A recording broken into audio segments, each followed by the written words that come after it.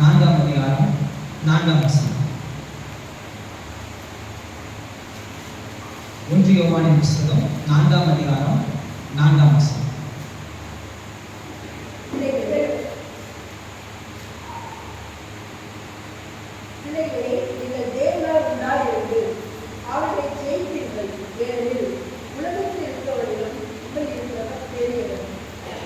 உலகத்தில் இருக்கிறவனிலும் உங்களில் இருக்கிறவர் பெரியவர்.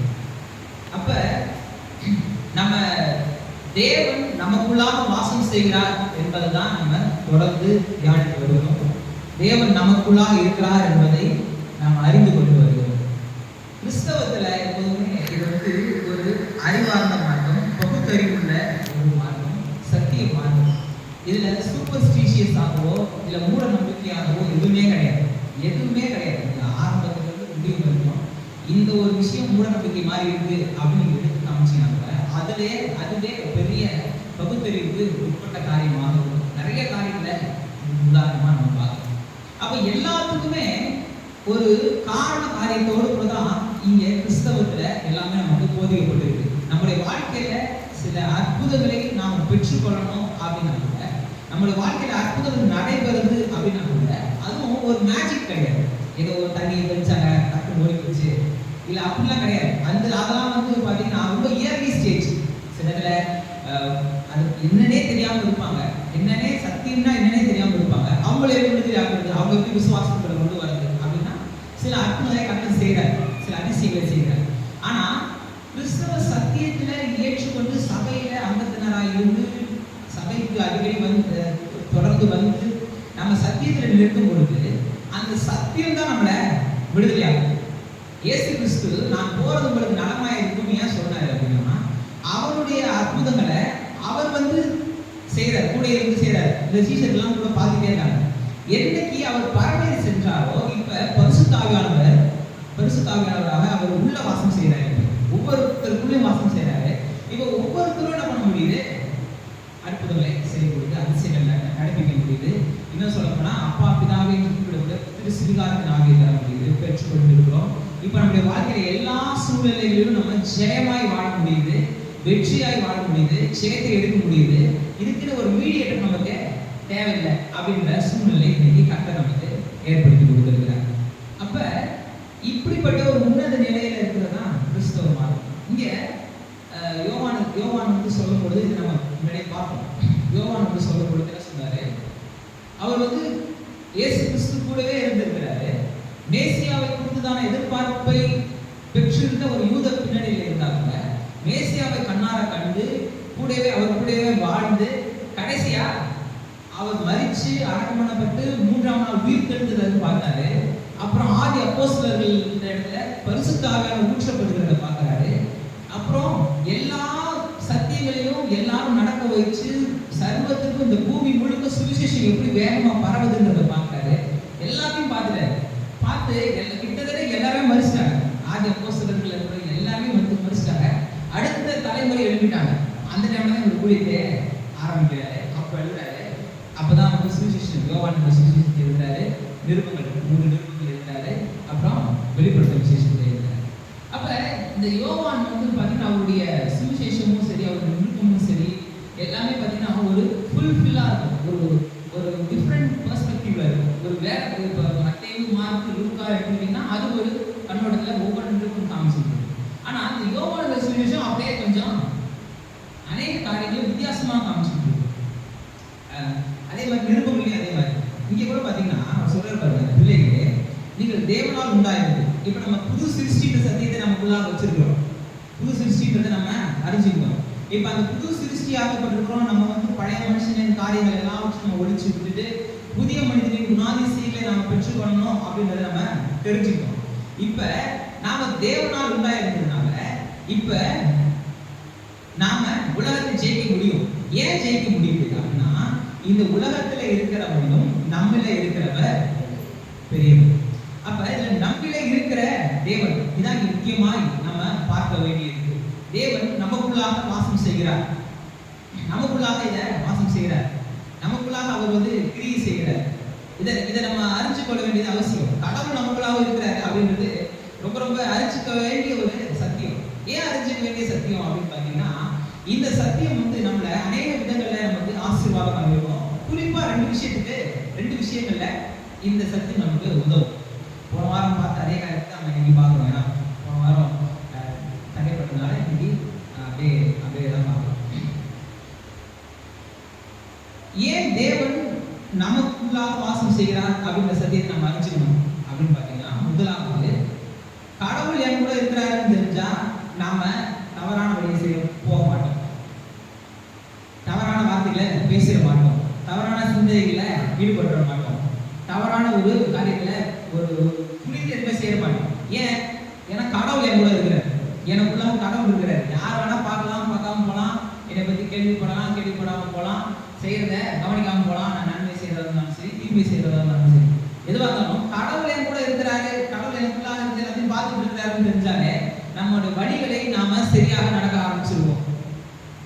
கடவுள் என் கூட இருக்கிறாரு, எனக்குள்ளாக இருக்கிறாரு அப்படின்னு தெரிஞ்சுக்கிட்டாலே நம்ம இந்த பாதைகளை நம்ம சரியாக நம்ம நடந்து கொள்ள ஆரம்பிச்சிருக்கோம். இன்னொன்று, இந்த உலகத்துல வாழும் பொழுது நமக்கு ஒரு பெரிய தெய்வீக பலம் இதனால இருந்தாங்க. யோசிச்சு பாருங்க, அநேக நேரம் என்ன பிரச்சனை, யாரும் நம்மள கண்டுக்கல, யாரும் நம்மள கவனிக்கல, யாரும் நம்மகிட்ட கேட்கல, விசாரிக்கல. இதுதான் நம்முடைய பெரிய பிரச்சனையா, மனதை அழுத்துக்கிற ஒரு பெரிய பிரச்சனையா இருக்கு. கடவுள் என் கூட இருக்கிறாரு, எனக்குள்ள கடவுள் என் கூட வாசம் செய்யறாரு, எனக்குள்ளாக இருந்து என்ன நடத்துறாரு அப்படின்ற ஒரு எண்ணம் இருந்துச்சுன்னா நமக்கு அந்த சோர்வே ஏற்படாது. அப்படிப்பட்ட ஒரு சோர்வு நமக்கு சுத்தமா ஏற்படாது. அப்ப நம்முடைய வழிகளை காத்துக் கொள்வதற்கு நாம் வந்து கடவுள் என் கூட இருக்கிறார் அப்படின்ற சத்தியம் நம்ம தெரிஞ்சுக்கொள்ளணும். ரெண்டாவது, நான் என்னுடைய வழிகளில் தைரியமாய் நான் முன்னேறி செல்வதற்கு கடவுள் எனக்குள்ள இருக்கிறார் அப்படின்னு எனக்கு தெரிஞ்சு கொள்ள வேண்டியது அவசியம். அப்ப தேவன் எனக்குள்ளாக இருக்கிறார். எப்படி இருக்கிறாரு? அவருடைய வார்த்தையின் மூலமாய் இருக்கிறார். அவருடைய வார்த்தையை நம்ம தியானிக்க அவரோடு கூட நேரத்தை செலவு பண்ணணும். யோசிச்சு பாருங்க, இயேசு கிறிஸ்து இருந்தாரு, நம்ம காணக்கூடிய விதத்துல இருக்கிறாரு அப்படின்னா, நம்ம இந்த இடத்துல இருக்கிறாரு அப்படின்னா எந்த நேரமும் அங்கதானே இருப்போம், இருக்க மாட்டோம். எந்த நேரமும் அவருடைய இருந்து, ஏன்னா சீசர்கள் அப்படியே இருந்தாங்க, அவரு எங்க போனாலும் கூட போயிட்டாங்க. அன்னைக்கு இருந்த ஜனங்கள்லாம் அப்படிதான் இருந்தாங்க. அவரு படையேறி அப்படி போயிட்டா இவங்க அவருக்கு முன்னாடி போயிட்டு உட்காந்துட்டு வெயிட் பண்ணிட்டு இருந்தாங்க. அப்ப அவருடைய பிரசனத்தை, அவருடைய மகிமையை, ஏன்னா அவரிடத்துல இருந்து நன்மையான காரியங்கள் வந்துட்டு இருக்கு, அவரிடத்துல இருந்து பூரணமான காரியங்கள், பரிபூர்ணமான காரியங்கள் வந்துட்டு இருக்கு.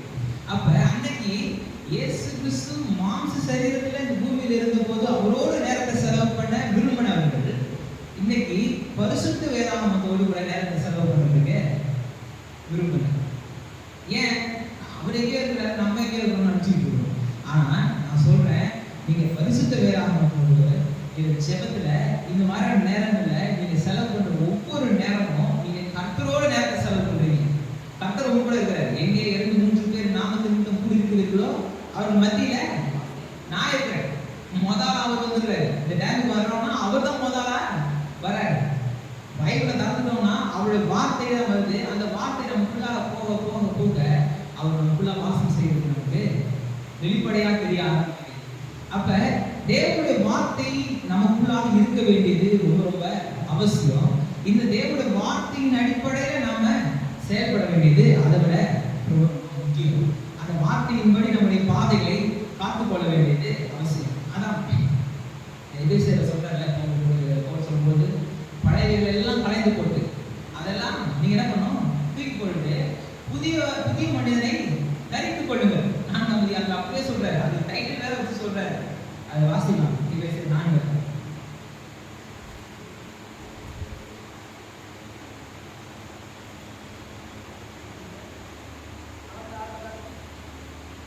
அந்தபடி 22 அவசியம்.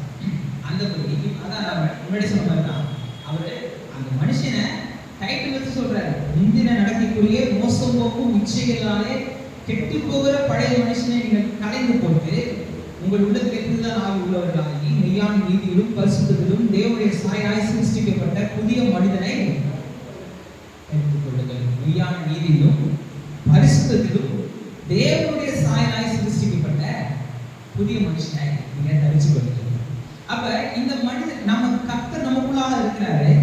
நம்மளை பார்க்கிறவர்கள் தேவனை பார்க்கணும், கடவுளை பார்க்கணும். நம்மை பார்க்கிறவர்கள் கிறிஸ்துவை பார்க்கணும். இப்ப அப்போஸ்தலர் நடவடிக்கையில கிறிஸ்தவ அவங்களுக்கு டைட்டில் கொடுத்தது யாருன்னா, கிறிஸ்துவத்தை ஏற்றுக்கொள்ளாதவர்கள் தான் என்ன சொல்றாங்க, இவங்களாம் கிறிஸ்தவர்கள் அப்படின்றாங்க. ஏன்? ஆனா இந்த கிறிஸ்தவர்கள் யாருன்னா பரிசுத்தவான்களாய் அறியப்பட்டாங்க. நீங்க அப்போஸ்தலனாகிய பவுலுடைய நிருபங்களை பாருங்க. அவர் சொல்றாரு, எல்லாரும் பரிசுத்தவான்களாகிய நம்ம பிலிப்பியர் பைபிள் ஸ்டடியில கூட நம்ம பார்த்தோம். பரிசுத்தவான்கள் சபையை அழைக்கிறார். அவர் பரிசுத்தத்திற்கு ஏற்ற பரிசுத்தமான ஒரு நடக்கைக்குரியவர்களை உலகம் என்ன சொல்லுது, கிறிஸ்தவர்கள் அப்படின்னு சொல்லுது. அப்ப இந்த காரியத்தை எப்பவுமே நம்ம மறந்துடவே கூடாது. இது எப்பவுமே நம்ம மனசு விட்டு எடுத்துடவே கூடாது. இப்ப நம்மளோட மனது எப்படி இருக்குன்னா, God inside minded. இதான் போன வாரம் நம்ம பார்த்தோம். God inside minded. கடவுள் எனக்குள்ளாக இருக்கிறார் என்ற எண்ணத்தோடு கூட நம்ம இருக்கணும். எப்பொழுதுமே இருக்கணும். கடவுள் என் கூட இருக்கிறார், எனக்குள்ள அவர் வாசம் செய்கிறார், எனக்குள்ள அவர் கிரியை செய்கிறார், எனக்குள்ளவே இருக்கிறார், அவர் என்னை வழி நடத்துகிறார் அப்படின்ற எண்ணத்தை நம்ம ஒருபோதும் விட்டுறக்கூடாது. நீங்க பழைய ஏற்பாட்டில் பார்த்தீங்கன்னா, கடவுள் அவங்க கூட இருக்கிற அந்த பிரசனத்தை உணர்ந்த ஜனங்கள் பெரிய வெற்றியை பார்த்தாங்க. கடவுளுடைய பிரசனத்தை என்னைக்கு அவங்க உணர்றலையோ அன்னைக்கு அவங்களுக்கு தோல்வி இருந்துச்சு. அன்னைக்கு யுத்தங்கள் எடுத்துக்கோங்க, நிறைய உதாரணங்களை எடுத்து பார்த்தா கிட்டத்தட்ட நிறைய உதாரணம் இருக்கு. ஃபுல்லும் அதெல்லாம் வாசிச்சா நமக்கு நேரமே போதாது. நீங்க வீட்டை போய் வாசிங்க, இதெல்லாம் வந்து உங்களுக்கு எக்ஸசைஸ் மாதிரி, இதெல்லாம் உங்களுக்கு ஸ்டடி மாதிரி. வீட்டை போயிட்டு எங்கெல்லாம் கடவுள் அவங்க கூட இடைப்படுறாரு, கடவுள் இடைப்படாத அவங்களா சுயமா சேர்ந்து எங்கெல்லாம் செயல்படுறாங்க, அந்த இடத்துல அவங்க எப்படி நடந்துட்டாங்க, அவங்களுடைய சூழ்நிலை எப்படி இருந்துச்சு, எந்த இடத்துலலாம் கடவுளுடைய துணை கொண்டு அவங்க செயல்படுறாங்க, அந்த நேரத்தில் அவங்க சூழ்நிலை எப்படி இருந்துச்சு அப்படின்ட்டு நீங்க வீட்டை போயிட்டு படையற்பாட்ட சில வசனங்களை, சில காரியங்களை, சில சம்பவங்களை நீங்க வாசிப்பாரு. அது என்னன்னு நீ தனியா வந்து நான் சொல்றேன், அதெல்லாம் நீங்க வாசிப்பாரு. இஸ்ரேல் ஜனங்கள் கூட பாத்தீங்கன்னா, என்னைக்கு தேவனுடைய பிரசனத்தை உணர்றாங்களோ அன்னைக்கு அவர்கள் செங்கடலை கடக்குறாங்க, யோர்தானை கடக்குறாங்க, எரிகோவை உடைக்கிறாங்க, அவங்களோட தேவைகள் எல்லாம் சந்திக்கப்படுது. அவங்களுடைய வழி நடத்துதலே கர்த்தர். என்னைக்கு மேகஸ்தம்பம் நவருதோ அன்னைக்கு அவங்க நவர ஆரம்பிச்சிடுறாங்க. என்னைக்கு தேவனுடைய பிரசனம் மேலே எழுதுகிறதோ, ஆசிரியர் கூடாதுல மேலே எழுதுதோ அன்னைக்கு இவங்க பேக் பண்ண ஆரம்பிச்சிடுறாங்க, போக ஆரம்பிச்சிடுறாங்க. எங்க நிற்கிறாரோ அவங்க இவங்க நின்றுடுறாங்க. அதுதான் அவங்களுக்கு பாதுகாப்பு, அதான் அவங்களுக்கு அன்னைக்கு பாதுகாப்பு. கடவுள் கூட்டு வந்துட்டாரு, சரி நான் பாத்துக்கிறேன், எகிப்துல இருந்து விடுதலை ஆகிறது தானே கடவுள் வேலை, மற்றதெல்லாம் நான் பாத்துக்கிறேன். இஸ்ரேல் ஜனங்கள் நினைச்சிருந்தாங்கன்னா அவங்களுடைய வாக்குத்தத்தத்தை அவங்க சுதந்திரித்துக் கொள்ள முடியாது. யோசிச்சு பாருங்க, அவங்க விடுதலை, எகிப்திலிருந்து விடுதலை ஆகிறாங்க. ஏன்னா அதுதான் பெரிய டாஸ்க் இல்லை, எகிப்திலிருந்து விடுதலை ஆகிறதான் பெரிய விஷயம். அதுல இருந்து விடுதலை ஆகிட்டாங்க, வெளியே வந்துட்டாங்க. வந்தவங்க இனிமே கடவுள் எனக்கு தேவையில்லை அப்படின்ட்டு பாதி பேர் போயிருந்தாங்க. முடிச்சிருந்தாங்க. போனவன்னா காலி. அந்த சூழ்நிலை நிறுத்தமா, எதிரிகள் நிறுத்தமாய், அங்க இருந்த கானானியர் நிறுத்தமா அவங்கள அந்த வாக்குத்தத்தம் பண்ணப்பட்ட தேசத்தை அடையாம போயிருந்தாங்க. நீங்க அப்படியே கிறிஸ்தவத்தை எடுத்துக்கொள்ளுங்க, ரட்சிக்கப்படுறதுக்கு கர்த்தர் தேவை அப்படின்னு நமக்கு தெரியும். அதுல இருந்து பாவ மனுஷனிலிருந்து மீட்டு கொள்றதுக்கு, பழைய மனுஷனிலிருந்து புதிய மனுஷனை மாறுவதற்கு கடவுள் தேவை அப்படின்னு தெரிஞ்சுக்கிட்டு நம்ம அந்த மீட்பை பெற்றுக்கொள்கிறோம். அவருடைய உதவியோட நம்ம மீட்பு பெற்றுக்கொள்கிறோம். ஆனா நம்முடைய வாக்குத்தத்தங்களை சுதந்திரித்துக் கொள்வதற்கு அவர் தேவை.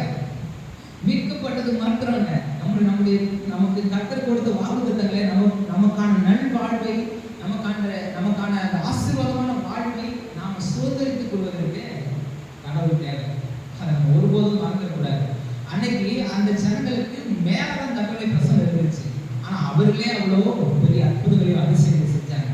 இன்னைக்கு அப்படியே பார்த்தீங்கன்னா நமக்குள்ளாக அந்த தேவ பிரசனம் இருக்கு, அந்த தேவ மகிமை, தேவ பிரசனம் இன்னைக்கு நமக்குள்ளாக இருக்கு. நமக்குள்ளாக இருக்கிறதுனால இந்த பூமியில நம்ம ஆசீர்வாதமாக நம்ம வாழணும். அவர் ஓரமாக நடப்பட்டு தன் காலத்தில் தன் கனியை தந்து இலை உதிராது இருக்கிற மரத்தை போல இருக்கிறான். அவன் செய்யறதெல்லாம் வாய்க்குது. அவன் ஆசீர்வாதமா இருக்கிறான், அவனால மற்றவர்களும் ஆசீர்வாதமா இருக்கிறாங்க, அநேகர் ஆசீர்வதிக்கப்படுறாங்க. எப்ப கர்த்தருடைய வேதத்தில் பிரியமாயிருந்து இரவும் பகலும் தியானமா இருக்கிற மனுஷன் தான் அப்படிப்பட்டவன். அப்படி தியானமா இருக்கிறவனுக்குள்ள எது இருக்கும்? தேவனுடைய வார்த்தை இருக்கும். தேவனுடைய வார்த்தை உள்ள இருந்துச்சுன்னா தேவன் உள்ள இருக்கிற மாதிரி. அப்ப கிறிஸ்து நமக்குள்ளாக இருக்கிறார், நமக்குள்ளாக ஒரு வாசம் செய்கிறார் அப்படின்றத நம்ம அநேக காரியங்களை நம்ம பார்த்தோம். அவர் நமக்குள்ளாக இருக்கிறார் அப்படின்றத அநேக வசனங்கள் மூலமாய் நாம அதை உறுதி செஞ்சுக்கிட்டோம். இப்ப அதான் பாத்தீங்கன்னா மத்திய சுவிசேஷம் 1ஆம் அதிகாரம் வாசிக்க வேணா, அடுத்த வாசம் வாசிக்கலாம். மத்திய 1:23 சொல்லுங்க. அவர் பேரே இம்மானுவேல், தேவன் நம்மோடு. அவர் தேவன் நம்மோடு அப்படின்னா கடவுளே இப்ப நம்ம கூட வாசம் செய்கிறார், நமக்குள்ளாக அவர் இருக்கிறார். அதான் அவருடைய பேராகவே இருக்கு. எபேசியர் 1:20 25. எபேசியர் 1:20-25.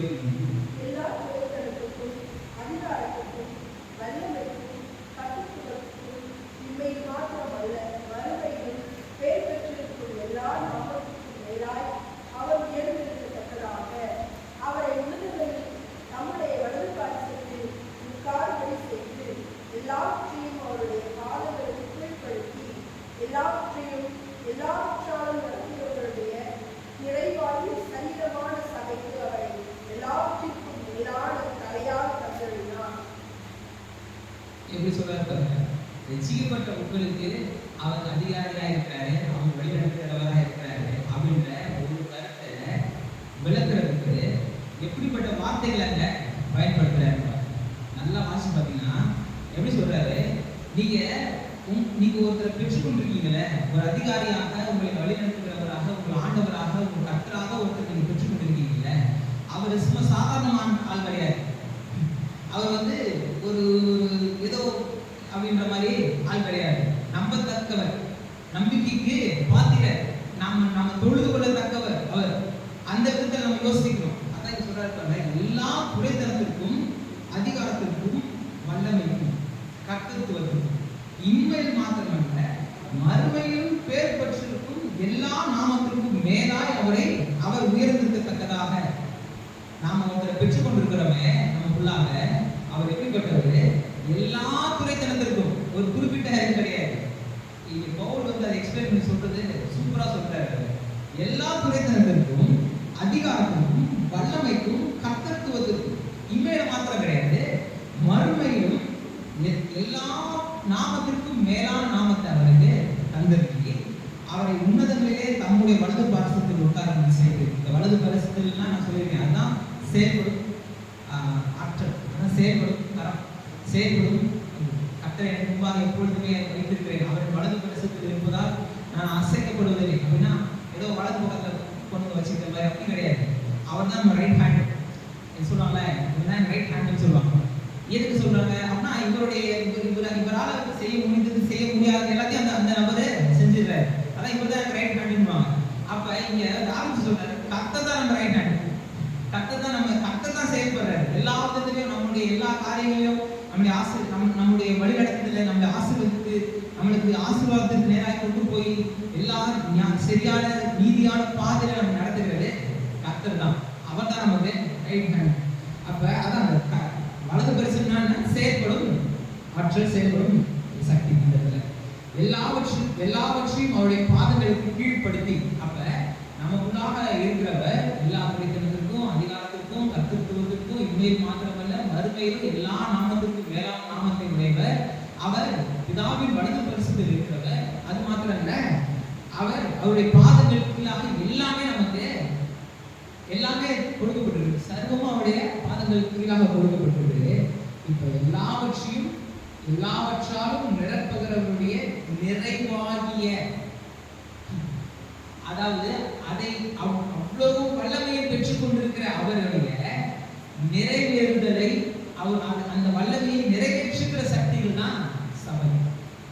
சபை சும்மா சாதாரணமானது. இவ்வளவு பெரிய வல்லமையும் அதிகாரத்தையும் அவர் வச்சிட்டு இருக்கிறாரு அப்படின்னு சொன்னா அது எந்த விதமான ஒரு இதுவும் கிடையாது. ஒரு எப்படி சொல்றது, அது எந்த விதமான மேன்மை, ஒரு மகிமை அப்படின்னு பாத்தீங்கன்னா, ஏன்னா அவர் கர்த்தர், அவர்கிட்ட இருக்குன்னா நம்மளால ஏற்றுக்கொள்ள முடியும். நமக்கு ஒரு புரிஞ்சுக்குது. என்ன புரியுது? அவர் தான் சர்வத்தையும் சிருஷ்டிக்கிறாரு. அப்ப எல்லா குறைத்தனத்திற்கும் அதிகாரத்திற்கும் கர்த்தத்துவத்திற்கும் எல்லாமே அவர் அதிகாரியா இருக்கிறாருன்னா நமக்கு புரியுது. ஆனா இந்த விஷயம் என்னன்னா, அவ்வளோத்தையும் வச்சுக்கிட்டு இருக்காருல்ல, இதனுடைய நிறைவு தான் நாம்.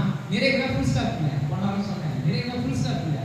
அதை நிறைவேற்றுகிறவர்கள், அந்த வல்லமையை நிறைவேற்றுகிறவர்கள், அதை செயல்படுத்துகிறவர்கள், அந்த அதிகாரத்தை வல்லமையும் குறைத்தனத்தையும் எல்லாவற்றையும் எல்லா கர்த்தத்துவத்தின் அந்த அதிகாரங்களை இந்த பூமியில நிறைவேற்றுகிறவர்கள் தான் சபை. சபையை பற்றி பேசிட்டு அப்ப கர்த்தர் நம்ம நமக்குள்ள வாசம் செய்யறாருன்னா ஏதோ சும்மா ஒன்றும் சாதாரணமான விஷயம் கிடையாது. அதுல நிறைய காரியங்கள் அடங்கி இருக்கு, நிறைய விஷயங்கள் அடங்கி இருக்கு, நிறைய ஆசீர்வாதங்கள் அடங்கி இருக்கு, வல்லமைகள் அடங்கி இருக்கு.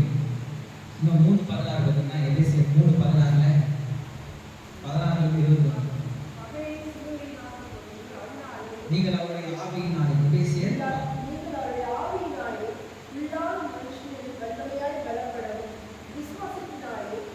உள்ளான மனுஷன்ல வல்லமையாய் பலப்படணும், விசுவாசத்தினாலே வந்துருச்சு பாருங்க. நம்ம டாபிக் வந்துருச்சு, கிறிஸ்து உங்கள் இருதயத்தில் வாசமாய் இருக்கும். எதனால? விசுவாசத்தினால. விசுவாசம்ன்றது காணப்படாதவைகளின் நிச்சயம். கர்த்தர் எப்படி இருக்கிறாரா அப்படின்னு கேட்டா நிறைய பேர் இருக்கிறாரான்னு தெரியல, இருந்தா நல்லா இருக்கும் அப்படிங்கிறவங்கலாம் நினைச்சிட்டு இருக்கோம். ஆனா நம்மளுடைய விசுவாசமே என்னமா இருக்கணும்? கர்த்தர் எப்படி இருக்கிறாரு, இதுதான் நான் விசுவாசிக்கிறேன். கர்த்தர் என் கூட வாசம் செய்யறாரு, இதை நான் விசுவாசிக்கிறேன். கர்த்தர் என் கூட இருக்கிறாரு, இதுதான் நான் முழுமையா நான் விசுவாசிக்கிறேன். பார்க்க முடியல கர்த்தர் என் கூட இருக்கிறாரு அப்படின்னு டக்குனு என் மண்டையில ஒளிவட்ட தெரியுமா? இல்ல கர்த்தர் ஒரு மனுஷனுக்குள்ள இருந்தானா அப்படியே அவன் வேற ஒரு மாதிரி மாறினா, தலையில இருக்கும் படிச்சுட்டா இல்ல வேற பத்திரிகை மாறினானா, ஏன்னா கடவுள் இருக்கிறாரு, அப்ப ஏதோ ஒரு குடும்பம் மாற்றம் வருதா அப்படின்னு கேட்டா ஒண்ணும் தெரியல. அவன் அதே மாதிரி தான் இருக்கிறான். அதான் சங்கீதக்காரன் சொல்றாரு, மனுஷன் நீ நினைக்கிறதுக்கும் மனுபுத்திரனை விசாரிக்கிறதுக்கும் அவனை ஏமாத்துறோம், ஆனா சர்வத்திற்கும் இவனை அதிகாரியை வச்சிருக்கீங்கன்ற மாதிரி.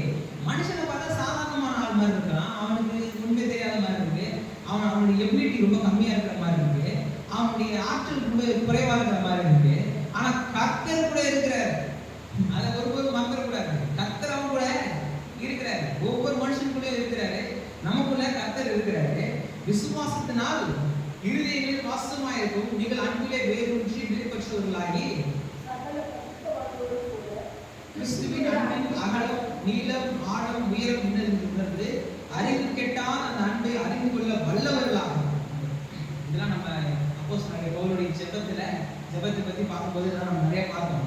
இதுல பல வாரங்கள் இந்த வசனங்களை எடுத்து பார்த்தோம்.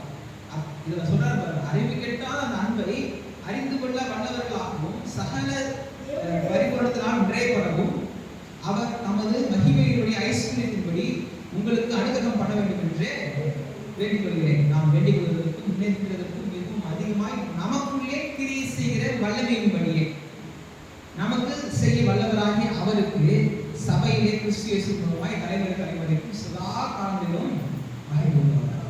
அப்ப நாம் வேண்டிக் கொள்வதற்கும் நினைக்கிறதற்கும் மிகவும் அதிகமாய் நமக்குள்ளே விசுவாசத்தினாலே நம்முடைய இருதயங்களிலே வாசம் செய்கிறவர் எப்படி இருக்கிறார்? இப்ப நமக்குள்ளே அவரு கிரியை செய்கிறார். நமக்குள்ள செய்கிற கிரியைகள் இப்ப நம்மளிருந்து வெளிப்பட்டு அது இந்த உலகத்திற்கு ஆசீர்வாதமாய் கொண்டு போகுது.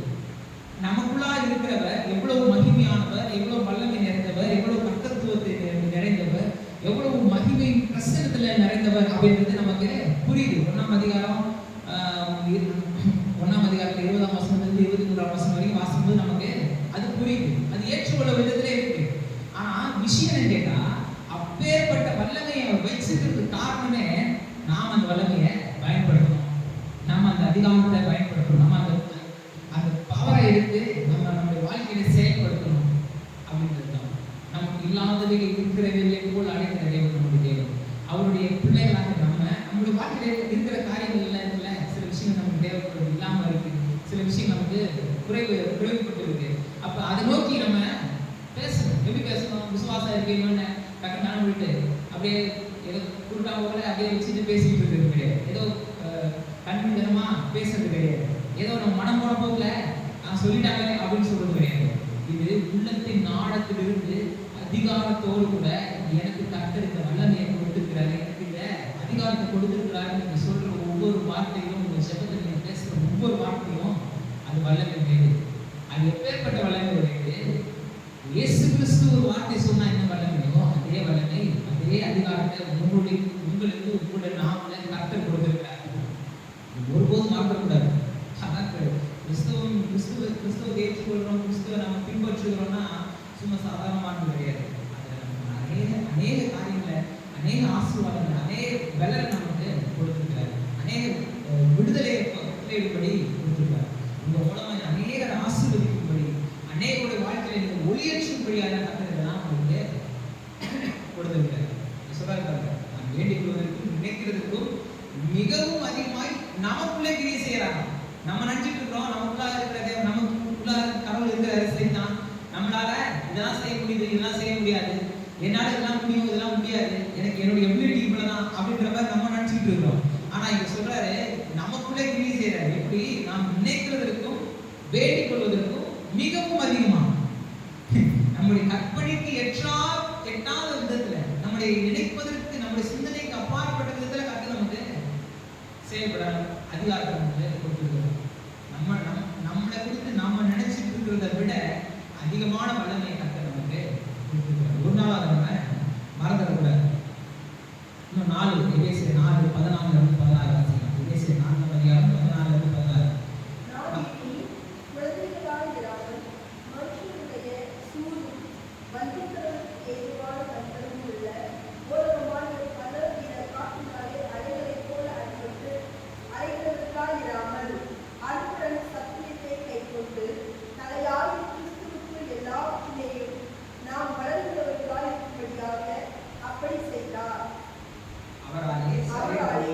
சரீரம் முழுவதும் அதற்கு உதவியாக இருக்கிற சகல கணுக்களினாலும் இசைவாய் கூட்டி இணைக்கப்பட்டு ஒவ்வொரு அவயவமும் தன் அளவுக்கு தக்கதாய் கிரியை செய்கிறபடியே அது அன்பினாலே தனக்கு பக்தி விருத்தி உண்டாக்குவதற்கு ஏதுவாக சரீர வளர்ச்சியை உண்டாக்குகிறது. எதுக்கு நமக்கு தலையாக கிறிஸ்து தான் நமக்கு தலையாக இருக்கிறாரு அப்படின்னா, அவர் தான் நம்மளை கண்ட்ரோல் பண்ற ஆள். அவருடைய கண்ட்ரோல்ல நாம இருக்கணும். அவருடைய அதிகாரத்துல, அவருடைய வல்லமையில, அவருடைய கட்டுப்பாட்டுல நாம அவயங்களாக இருக்கணும். நம்ம நிறைய முறை பார்த்துருக்கோம், அநேக இடங்களில் நம்ம பார்த்துருக்கோம்.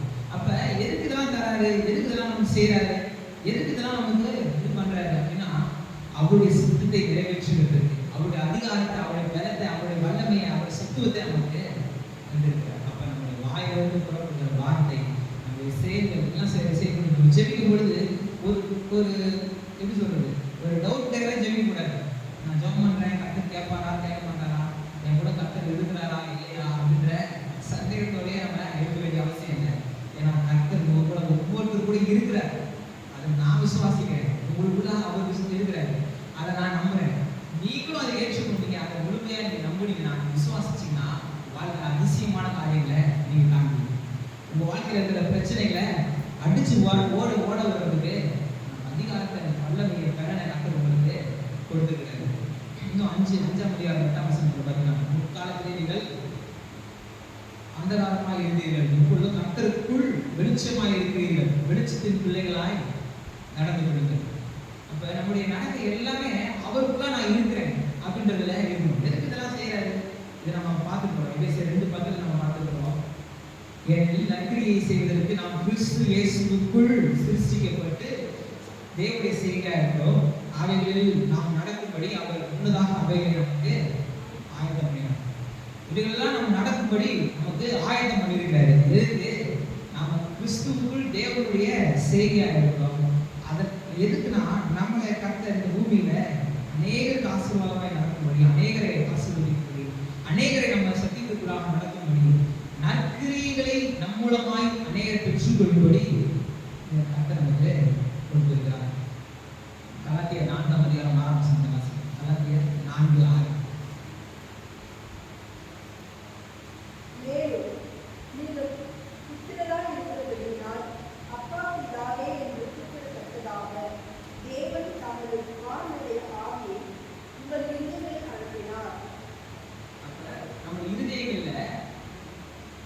தேவனுடைய ஆவியானவர் இருக்கிறார். கர்த்தராகிய இயேசு கிறிஸ்துவின் ஆவியானவர், பரிசுத்த ஆவியானவர் இருக்கிறார். அப்ப எதுக்கு இந்த ஆவியானவர் இருக்கிறாரு? நமக்கும் அவருக்கும் ஒரு பெரிய உறவை நமக்கு ஏற்படுத்துகிறதுக்கு, நாம அவருக்குள்ளாக வேரூன்றி வளர்க்கிறதுக்கு, அவரை நாம் கூப்பிடும் பொழுது தைரியமாய் கூப்பிடுவதற்கு, அவருடைய வல்லமையை நாம் செயல்படுத்தும் தைரியமாய் செயல்படுத்துவதற்கு, அந்த அதிகாரத்தை நமக்கு கொடுப்பதற்கு இந்த கர்த்தர் நமக்குள்ளாக இருக்கிறார். அவர் நம்ம கூட இருக்கிறாரு, நமக்குள்ளாக இருக்கிறாரு. அவர் சாதாரணமான ஆள் கிடையாது. அவர் மிகப்பெரிய வல்லமை பொருந்தின தேவன்.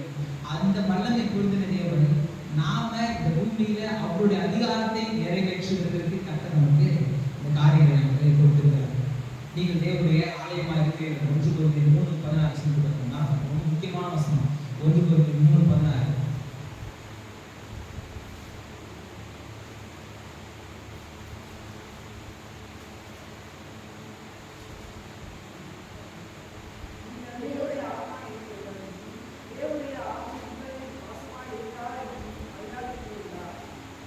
தேவனுடைய ஆவியானவர் உங்களுக்குள்ள வாசம் செய்கிறார்.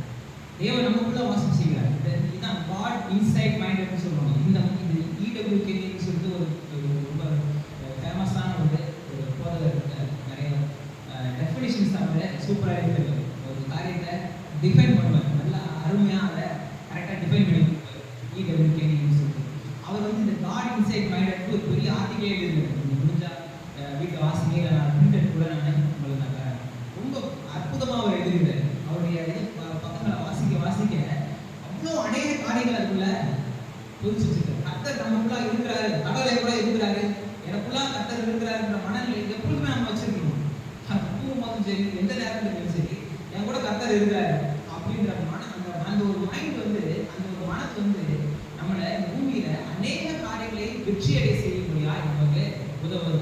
அந்த அளவுக்கு அந்த விஷயம் இருக்கு. அப்ப நம்மளுடைய மனதில் எப்பொழுதுமே நமக்கு கர்த்தர் என் கூடவே இருக்கிறார், எனக்குள்ள அவர் இருக்கிறார், அவர் சர்வ வல்லமை உள்ள தேவன், அவர் நமக்கு எனக்காக எல்லாவற்றையும் செய்து முடிக்கக்கூடிய தேவன் அப்படின்றத நம்ம ஒரு நாள் நம்ம மறந்துடவே கூடாது. குறிப்பு 2ஆம் அதிகாரத்தில் 2:13 சொல்றது, ஏனெனில் தேவனே நம்முடைய தயவுள்ள சித்தத்தின்படி விருப்பத்தையும் செய்கையும் உங்களில் உண்டாக்குவார். விருப்பத்தையும் செய்கையும் யார் உண்டாக்குறா? தேவன் உண்டாக்குறார். அப்ப நம்ம ஒரு விஷயத்தை செய்யறோம் அப்படின்னா அது தேவனால் உண்டாயிருக்குதா அப்படின்றத ரொம்ப தேவன் தான் உண்டாக்குனா அது சரியானதா இருக்கும், நியாயமானதா இருக்கும், நீதியானதா இருக்கும், அநேகரை வாழ வைக்கக்கூடியதா இருக்கும். அந்த செய்தி, அந்த விருப்பங்கள், உங்களுக்குள்ள ஒரு விருப்பம் இருக்கு. நீங்க நிறைய பேருக்கு பெரிய டவுட் என்னது, கர்த்தருக்கு சுத்தமான ஜெபம் பண்ணி சொல்லுங்க, இது கர்த்தருக்கு பிரியமான ஜெபம் பண்ணி சொல்லுவாங்க. நீங்க ஜஸ்ட் இதுதான் அதுக்கான இது நீங்க செக் பண்ண வேண்டிய வசனம் தான். விருப்பத்தையும் செய்கை யார் உண்டாக்குறா? கர்த்தர் உண்டாக்குறார்.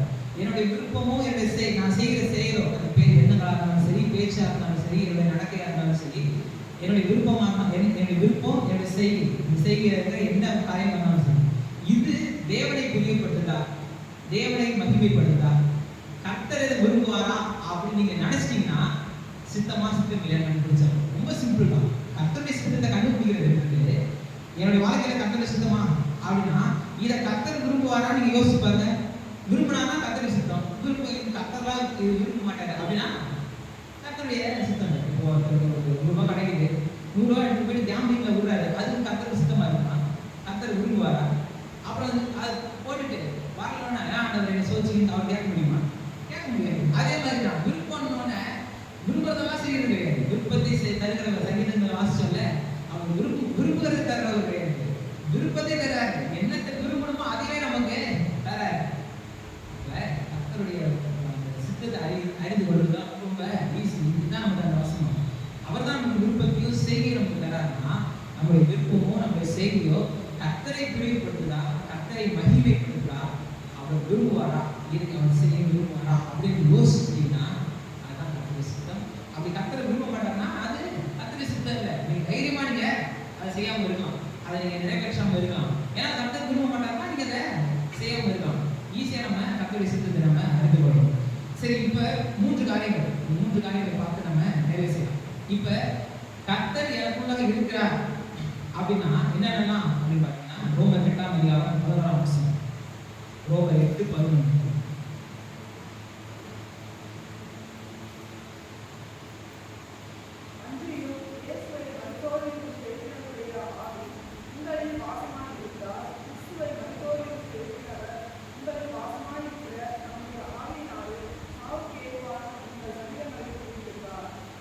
கர்த்தர் நம்ம கூட இருக்கும் பொழுது அவருடைய வல்லமை நம்ம கூட இருக்கு.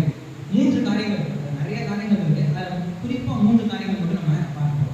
கர்த்தர் என் கூட இருக்கிறாரு அப்படின்னா அவருடைய வல்லமை என் கூட இருக்கு, அவருடைய வல்லமை என் கூட இருக்கு. அந்த வல்லமை எப்படிப்பட்டதுன்றதை ஏன் அப்போஸ்தலன் பவுல் டிஃபைன் பண்றாரு, அதை எக்ஸ்பிளைன் பண்ணி சொல்றாரு. எப்படி சொல்றாரு? அன்றியும் இயேசுவை மரித்தோரிலிருந்து எழுப்பினவருடைய ஆவி உங்களில் வாசமாயிருந்தார்.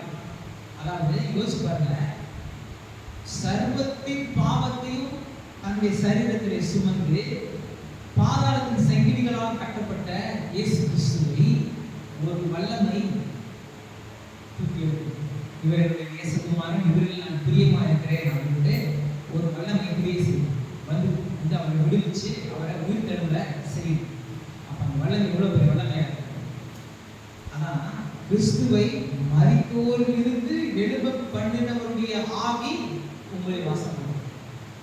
அப்ப சர்வத்தின் பாவத்தை சுமந்து பிடிக்கப்பட்ட ஒரு மனுஷனாகிய இயேசு கிறிஸ்துவை அந்த மாம்ச சரீரத்தில் இருந்த அவரை வந்து கர்த்தருடைய ஆவி உங்களுக்குள்ள போய் அவர் விடுவிச்சு வெளியே கூட்டு வருதுன்னா அப்ப அந்த வல்லமை இவ்வளவு பெரிய வல்லமை.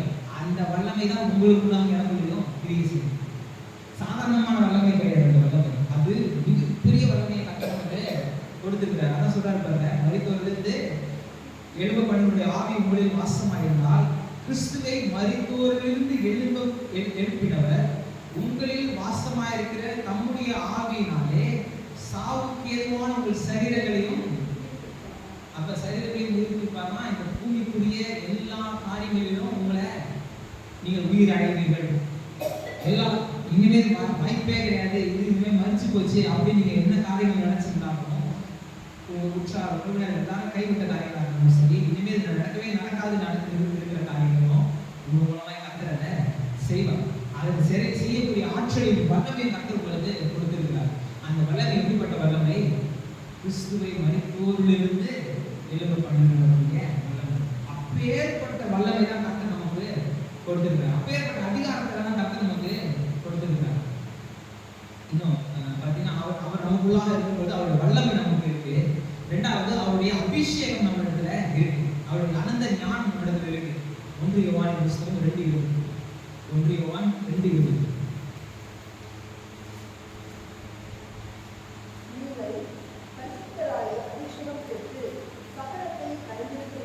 சகலத்தையும் அறிந்திருக்கிறீர்கள். எல்லாவற்றையும் நீங்க அறிஞ்சிருக்கீங்க. பரிசுத்தராலே அபிஷேகம் பண்ணப்பட்டு, அப்ப கர்த்தர் நமக்குள்ளாக இருக்கிறதுனால நீங்க எல்லாவற்றையும் அறிந்திருக்கிறீர்கள். எல்லா அனந்த ஞானங்களும் உங்களுக்கு கர்த்தர் கொடுத்திருக்கிறார். அந்த அபிஷேகம் நமக்கு அநேக காரியங்களை, அநேக வல்லமைகளை, அநேக புரிந்து கொள்ளுதலை நமக்கு பூமியில ஏற்படுத்தி கொடுக்கிறது. சகலத்தையும் அறிந்து கொள்கிறோம். எல்லாவற்றையும் குறித்துதான் ஒரு தெளிவு நமக்கு உண்டாகுது. கர்த்தர் நம்ம கூட இருக்கும்போது ஒரு பெரிய வல்லமை இருக்கு. கர்த்தர் நம்ம கூட இருக்கும்போது ஒரு பெரிய தெளிவு நமக்கு இருக்கு. எதுக்கு ஒருத்தர் வந்து பேசினா கூட இவங்க என்ன நோக்கத்தோடு பேசுறாங்க, இவங்க பேசுறது நம்மளை வாழ வைக்கிறதுக்கா இல்லை நம்ம கவுத்து கொடுக்குறா, இவங்க சரியானதான் பேசுறாங்களா அப்படின்றதெல்லாம் அறிந்து கொள்றதுக்கு கர்த்தருடைய அபிஷேகம் நமக்கு தேவைப்படுது. அந்த அபிஷேகம் இருக்கிறாரு. அது நம்ம எங்கேயோ போய் வாங்கிட்டு வரது கிடையாது, எங்கேயோ வரம் வாங்கிட்டு வரது கிடையாது. எங்கேயோ போய் உட்காந்து 15 நாள் தியானம் பண்ணி 30 நாள் தியானம் பண்ணி 40 நாள் சாப்பிடாம கொள்ளாம இருந்து வாங்கிட்டு வரது கிடையாது. நமக்குள் கர்த்தர் கொடுத்த அபிஷேகம் இதை செய்யுது. நமக்கு கர்த்தர் கொடுத்த அந்த அபிஷேகம் அந்த ஞானத்தை கொடுக்குது. நம்மளை வல்லமையா வாழப்படி நமக்கு செய்யுது. இன்னும் ஒரே ஒரு காரியம், 2 கொரிந்தியர் 9:8. 2 கொரிந்தியர் 9:8.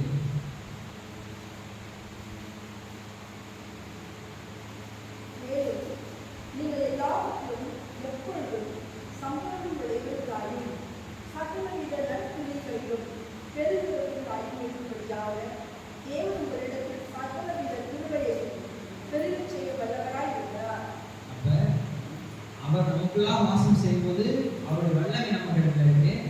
அடுத்து அவருடைய அபிஷேகம் இருக்கு. அவர் சகலத்தையும் அறிந்தவர். அதே வல்லமை, அதே ஆற்றல் எனக்குள்ளாக இருக்கும் பொழுது அவருடைய ஞானத்தை நமக்கு நாம் பெற்றுக் கொண்டிருக்கிறோம். நாம இப்ப சகலத்தையும் அறிந்து கொண்டிருக்கிறோம். இப்ப அவருடைய செயல்திறன் நமக்கு இருக்கு. எப்படி சொல்றாரு பாருங்க 8ஆம் வசனத்துல, மேலும் நீங்கள் எல்லாவற்றிலும் எப்பொழுதும், இந்த நேரத்துல இந்த இடத்துல மாத்திரம் கிடையாது, எல்லாவற்றிலும் எப்பொழுதும் சம்பூர்ணம் உள்ளவர்களாய் இருக்கவும் சம்பூர்ணவர்களாயும் சகலவித நற்கிரியைகளிலும் பெருகுகிறவர்களுமாய் இருக்கும்படி. அப்படி எல்லா நற்கிரியைகளிலும் நீங்க டெவலப் ஆகிட்டே இருக்கணும். இன்னைக்கு நான் ஒரு விஷயத்துல இருக்கிறேன் அப்படின்னா அடுத்த கொஞ்ச நாள்ல இன்னும் கொஞ்சம் என்னிடத்துல இருந்து கர்த்தருடைய வல்லமை, கர்த்தருடைய அதிகாரம், கர்த்தருடைய அபிஷேகம்ன்றது இன்னும் கொஞ்சம் அதிகமா வெளிப்படணும். இன்னும் கொஞ்சம் அதிகமா முன்னேற்றம் அடையணும். இன்னும் கொஞ்சம் அதிகமா வெளிவரணும். இன்னும் கொஞ்சம் அதிகமா என்ன பண்ணணும்? இன்னும் கொஞ்சம் அதிகமாக வெளிப்படணும். அப்ப அவருடைய வல்லமை, அவருடைய அபிஷேகம், மூன்றாவது அவருடைய செயல்கள் நமக்குள்ளாக இருக்கு. பெருகருளாக இருக்கும்படிக்கு தேவன் உங்களுக்கு சகலவித கிருபையும் பெருக செய்ய வல்லவராக. அப்ப நமக்குள்ளாக கர்த்தர் வாசம் செய்யும்போது அவருடைய வல்லமை இருக்கு, அவருடைய அபிஷேகம் இருக்கு, அவருடைய ஆனந்த ஞானம் இருக்கு,